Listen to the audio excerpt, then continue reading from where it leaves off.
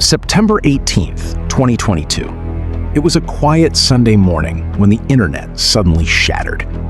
A user on a popular gaming forum uploaded a massive file, 90 videos, thousands of lines of source code, gigabytes of highly classified, unreleased footage. In a matter of minutes, the gaming world realized what they were looking at. This wasn't a hoax. This wasn't a fan-made concept. This was real. This was Grand Theft Auto 6.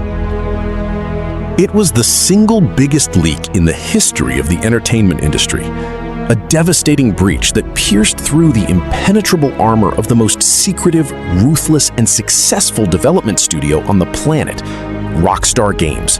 For a decade, fans had scoured the internet for a whisper, a shadow, a single pixel of the next Grand Theft Auto.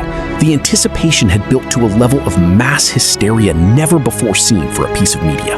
And then, in one chaotic moment, the curtain was violently torn down by a teenage hacker. But as the world scrambled to dissect every frame of that leaked footage, a bigger question loomed in the background. How did we get here? How did a single video game franchise become more highly anticipated than blockbuster Hollywood movies? How did it amass a budget rumored to be crossing the $2 billion mark? To understand the sheer magnitude of Grand Theft Auto 6 and the absolute obsession surrounding it, we have to go back before the billion-dollar revenues, before the lawsuits, the congressional hearings, and the global controversies. We have to go back to the 90s, to a cramped room in the UK, and to a pair of rebellious brothers who decided that the world didn't need another hero. They decided the world needed a villain. The story of the biggest entertainment property on Earth doesn't begin in Silicon Valley, and it doesn't begin with a grand vision of changing the world. It begins in London with Sam and Dan Houser. The Houser brothers were obsessed with American pop culture. They devoured classic cinema, gangster films, and hip-hop music. They loved the grit, the crime, and the anti-heroes of 1970s New York. But when they looked at the video game industry of the mid-90s, they saw something entirely different. They saw brightly colored mascots, jumping plumbers, and sanitized, family-friendly adventures. They saw an industry that was treating its audience like children. The brothers wanted to create something punk, something dangerous, something that captured the rebellious spirit of the movies and music they loved. They were working at BMG Interactive when they stumbled upon a project being developed by a small Scottish studio called DMA Design. The game was called Race and Chase. It was a top-down, incredibly basic cops and robbers simulator. You could play as the police or the criminals, driving around a rudimentary city. It was, by all accounts, boring. The game was practically dead in the water.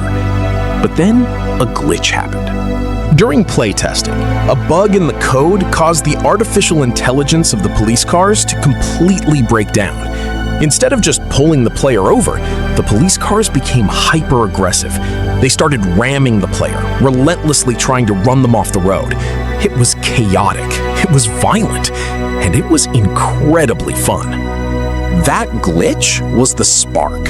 The team realized that running from the law was far more entertaining than being the law. They scrapped the original concept. The player would no longer have the option to be the good guy. You were a criminal. You stole cars, you caused mayhem. The goal was to survive the escalating police response. They changed the name to match the crime. Grand Theft Auto was born. When the first game launched in 1997, it was immediately met with outrage. Politicians condemned it. The media called it a training simulator for criminals. But Sam and Dan Houser understood something crucial. Controversy is the ultimate marketing tool. The more the establishment hated it, the more teenagers wanted to play it. The seeds of rebellion were planted, but the true revolution was yet to come. The turn of the millennium brought a technological shift that would change everything. The transition to three-dimensional graphics. Rockstar Games, now officially formed with the Houser brothers at the helm, released Grand Theft Auto 3 in 2001. It wasn't just a game, it was a cultural earthquake. For the first time, players were dropped into a fully realized, three-dimensional, living, breathing city. Liberty City was dark, dirty, and utterly immersive.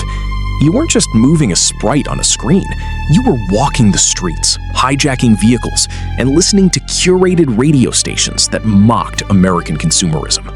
It was a digital playground of absolute freedom, and it terrified the establishment. If the first game caused a stir, GTA 3 caused a global panic. The media narrative shifted from mild concern to absolute hysteria. News anchors warned parents that their children were playing a murder simulator, but the sales figures were astronomical. Rockstar had tapped into a primal desire for uninhibited digital freedom, and they were unapologetic about it. They doubled down. Vice City transported players to a neon-soaked, cocaine-fueled 1980s Miami. San Andreas pushed the boundaries even further, exploring gang warfare in a massive, statewide map that was unprecedented in its scale. Rockstar was untouchable. They were the rock stars of the tech world, living up to their name, but their rebellious nature was about to collide with a force that threatened to tear the company apart. The hot coffee scandal of 2005 remains one of the darkest chapters in gaming history. Hidden deep within the code of San Andreas were dormant files for an interactive, sexually explicit minigame. Hackers found it, unlocked it, and released it to the public. The fallout was apocalyptic. Hillary Clinton called for federal investigations. The game was pulled from shelves worldwide. Its rating was changed to adults only, a commercial death sentence. At the center of the storm was Jack Thompson, a crusading Florida attorney who made it his life's mission to destroy Rockstar Games. He filed multi-million-dollar lawsuits, blaming the game for real-world violence, branding the Hauser brothers as purveyors of digital poison. It was a brutal, years-long legal and public relations war. Rockstar was dragged through congressional hearings and the relentless mud of the mainstream media, but they didn't fold. They fought back in court, eventually seeing Thompson disbarred. They survived the fire, but the experience fundamentally changed them. The punk rock, outspoken studio vanished. In its place, a fortress was built. Rockstar retreated into the shadows, adopting a culture of absolute, terrifying secrecy. Behind the closed doors of Rockstar's global studios, a new era began. If they were going to be scrutinized by the entire world, they decided that their products would be absolutely flawless. They stopped attending industry events. They stopped giving interviews. They spoke only through their games. But perfection comes at a heavy human cost. The development of Grand Theft Auto 4, and later Red Dead Redemption and Grand Theft Auto 5, introduced the world to the dark reality of Rockstar's crunch culture. To build worlds of such staggering detail, where the physics of a car crash feel real, where the artificial intelligence of pedestrians mimics actual human behavior, where every inch of a massive map is handcrafted, required an unimaginable amount of labor. Reports began to surface of developers working 100-hour weeks, employees sleeping under their desks, marriages falling apart, mental breakdowns. The pressure to meet the impossibly high standards set by the Hauser brothers created a pressure cooker environment. It was a culture driven by fear, intimidation, and an obsessive, almost unhealthy dedication to the final product. This is the dichotomy of Rockstar Games. They create the most beloved, critically acclaimed pieces of entertainment in human history. But the factories that produce these masterpieces have historically been grueling sweatshops of digital labor. The extreme secrecy meant that this pain was kept hidden from the public eye for years. The players only saw the magic. They never saw the blood, sweat, and broken spirits required to conjure it. Yet the results were undeniable. When Grand Theft Auto 5 launched in 2013, it didn't just break records, it shattered the concept of what a piece of entertainment could achieve. It made $1 billion in 3 days. It became the most profitable entertainment product of all time, dwarfing the box office returns of the biggest Hollywood blockbusters. It was a masterpiece of satire, technology, and storytelling. And then, silence.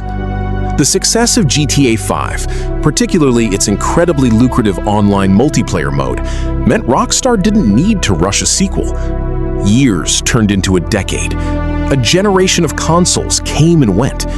The founders, including the visionary Dan Houser, quietly left the company. The silence became deafening. The anticipation mutated into an internet obsession. Every social media post, every website update, every vague rumor was endlessly analyzed by millions of desperate fans.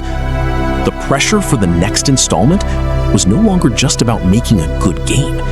It was about living up to a myth. Which brings us back to today. Back to the leaks, the hackers, and the staggering reality of Grand Theft Auto 6. What we know now is that Rockstar is attempting something that seems impossible, even for them. The budget is rumored to be north of $2 billion, making it the most expensive entertainment project ever conceived by mankind. They are returning to Vice City, but not the neon-soaked caricature of the 80s. This is a modern, hyper-realistic, sprawling recreation of the state of Florida. The ambition is terrifying in its scope. The leaked footage and the official trailers suggest a world with a level of density and detail that current hardware can barely comprehend. A world where social media dynamics, real-world economics, and incredibly complex artificial intelligence govern the streets. They are not just building a game, they are trying to build a secondary reality. But the landscape has changed. The world of 2025 is very different from the world of 2013. The razor-sharp, offensive satire that defined the franchise now has to navigate a highly sensitive, deeply divided modern culture. The creative mastermind, Dan Houser, is gone. The studio is operating under the immense weight of its own legacy and under the watchful eyes of a corporate parent company that expects nothing less than record-breaking profits. Grand Theft Auto 6 is no longer just a video game release. It is a massive global event. It will freeze the entertainment industry. Movies will delay their premieres. Other game studios will push their launch dates. When this game drops, the entire world will be watching. Can Rockstar capture lightning in a bottle one more time? Can a studio, fractured by controversy, crunch culture, and the departure of its founders, deliver a product that justifies a decade of waiting and a $2 billion price tag? The rebellious kids in the 90s who wanted to make a game about stealing cars have inadvertently created the biggest cultural touchstone of the 21st century. The wait is almost over. The return to Vice City is imminent, and the entire world is holding its breath.